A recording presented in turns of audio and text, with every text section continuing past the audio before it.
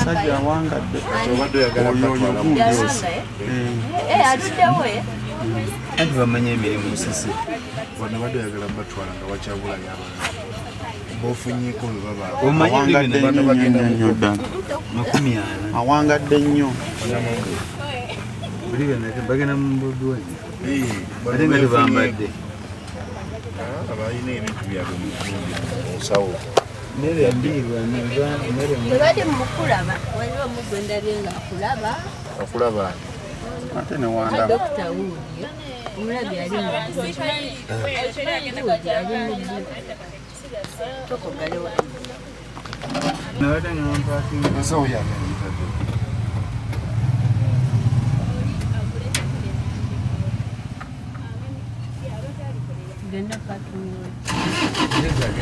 tudda wa banange oli sooka ombadde manyi bugerwa bugere ebintu ebijemu ono sooka waandebyalanga nga ndekere people to wait tudda wa nzirayo mukono kanveemu tugende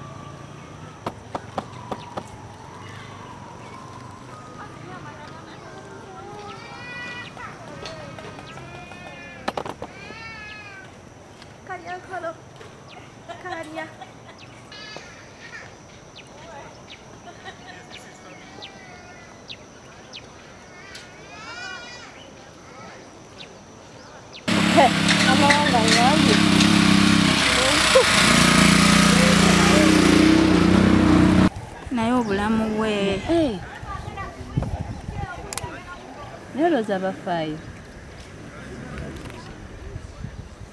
teyalabirirako maama we n'omulundi n'ogwo ayagala biwedde naye obukalu bwaliko omukazi waba maama wo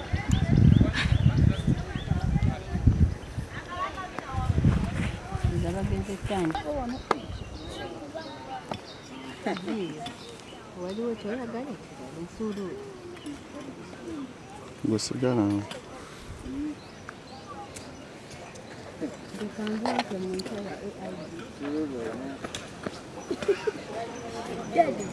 sigala awo naawe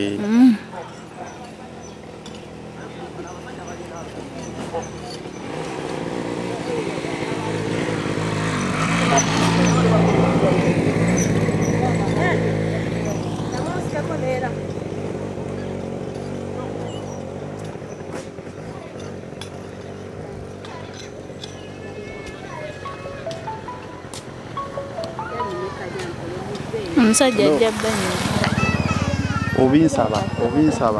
obinsaba alo mbadde manyi omaze ng'oli kusi gendayo okwo nze kalyankola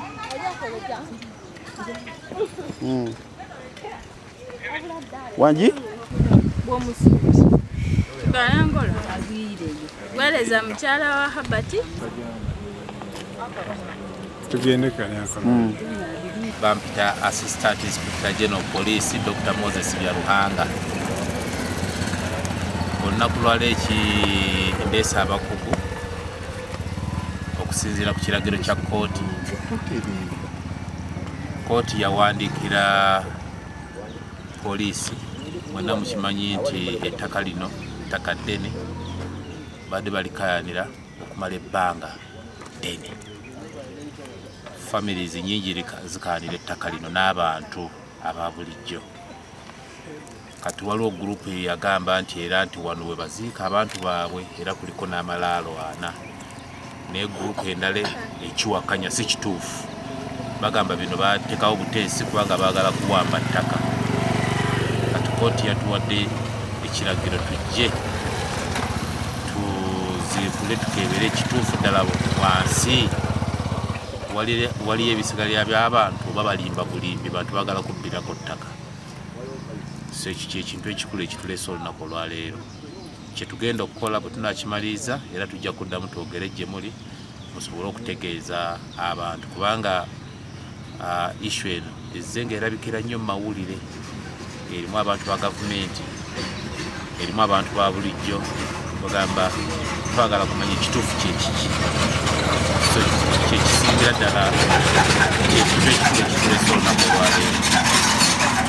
Bw'otunula awantu wano gira ekyo. Number 2, kkooti yatugaye bwe tusanga ebisigalira tuba tulina okuggyako samples za DNA. Kati omuntu yenna claiminga nti wano wawe aludde ng'aziikaawo naye aba alina okutuwa sample tugimakinga ne sample eno ne tulaba nti waddala bano abantu baabwe oba si baabwe. Tiimu ezze kuliko dokita n'abalala bakolanako bazze kucekinga amalaala ago agazimbibwa lasika. Basima obudde abasima kati waliwo we tuyise kati nga watulengerayo ekigoye wansi naye nga kiri bituwe nti waliko n'ensowera. So we are yet to establish because we don't know. Tetumanyi kiriyo tusanga abasawo bategedde kye balabye. Ekyo kyo kyewuunyisiza ddala kubanga ne Uganda bawandiiseeko n'omwaka 87 naye ekigoye gulabika mupya guvunze tekikunkumuse kisibye ekintu kuga wandirowoozeza nti oba nebye baasiba byakogga nebibetetekeramu naye kino kirabika kiki. Katulinde eripoota z'abakugu.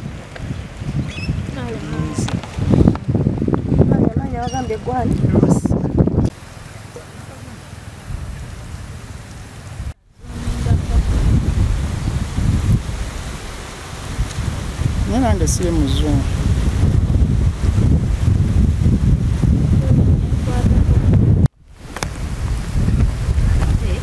Nakute video nga basima. Nakute video nga basima.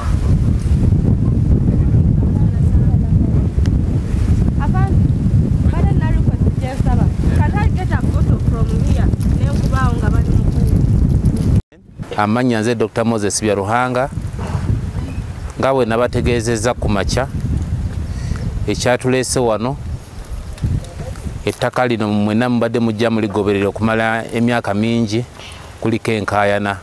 So pate emu ya claiminga yagamba abanoonyereza ku ttaka lino nti wano we baziika abantu baabwe.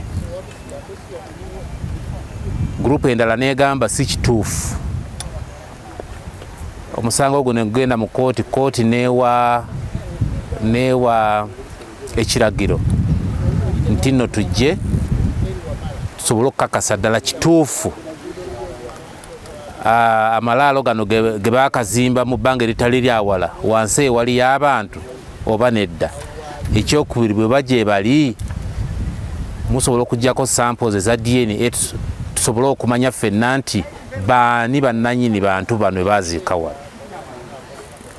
Ekyo kyekyatuleese era tukikoze era kituufu. Amalaalo tugasanzeewo gali 4 era kituufu agamu tugasanzeemu abantu ebisigalira by'abantu bano. Tuggyeko samples kkooti nga bwe yatulagira ze tugenda okutwala mu laboratory bakebere DNA. Ne bali abantu bonna basuubira nti bano bantu baabwe nabo bajja kuleeta sample tusobole okuzimakinga tusobole okukakasa nti oba kituufu oba si kituufu. Naye nga tuva wano tubadde tusaba abantu bonna abali wano babeere bakkakkamu tetwagala kwekalakaasa, tetusuubira muntu yenna kujja mu kiro oba enkya okugezaako kwetantala nti oba agezaako kujjayo ebisigalya bino nti oba alina gy'abitwala. Kooti yokka yeyinza okuwa obuyinza ekiragiro okukola ekintu nga bwe kityo. Awatali ekyo tetwagala muntu yenna kuleeta kavuyo wano. Poliisi egenda kusigalawo ku Lwokutaano oba ku Lwomukaaga ttiimu egenda kukomawo esobole okuzimba obulungi engeri gyesanze amalaalo gano. Olwaleero n'enkya tugenda kuwa tayimu ettaka lisobole okusetolinga bulungi kati ku nnaku ziri omulimu omulungi gusobole okukolebwa. Mwebale nnyo okumpuliriza.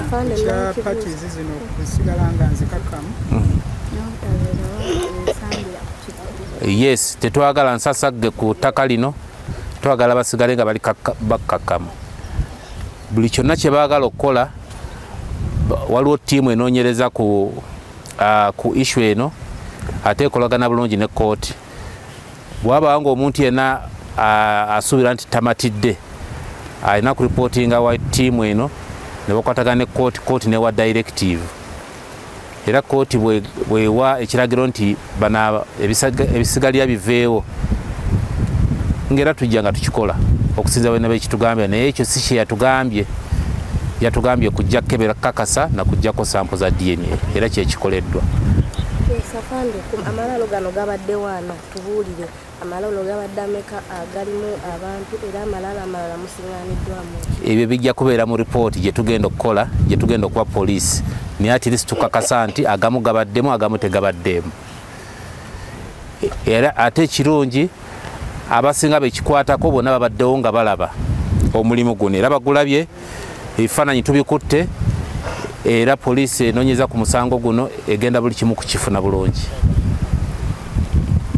State House Anti-Corruption Unit nga kikolagana wamu ne poliisi kizze ku kyalo Walunyonyi e Mukono nga kino kiva ku complaints oba ku kwemulugunya okuvudde eri abantu parties bbiri nga zigamba ng'emu egamba nti lino ttaka lyabwe era baazikawo abantu nga balala bagamba nedda tewali kiriwo, naye ng'enkayana waliwo ebyayonoonebwa bikisooka okunoonyereza State House Anti-Corruption Unit kwe badde ekola era nekitutuusa ku kino nti tuzze okukebera ddala kituufu mulimu abantu eyo wansi oba tewali, neera nga kituufu forensics police eguddewo zino entaana nesanga nga kituufu walimu ezirimu abantu naye waliwo nezitalimu bantu, naye nga nezirimu abantu nazo zirina akabuuza kubanga grave gyebadde etunula ate n'emirambo we gitunula tebikwatagana, naye nga byonna ebyo investigations zijja bitunulira.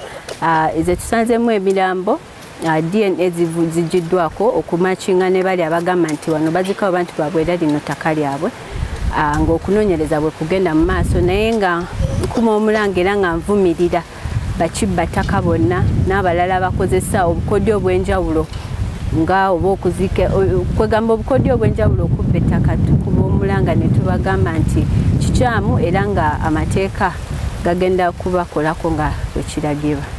Can I repeat English?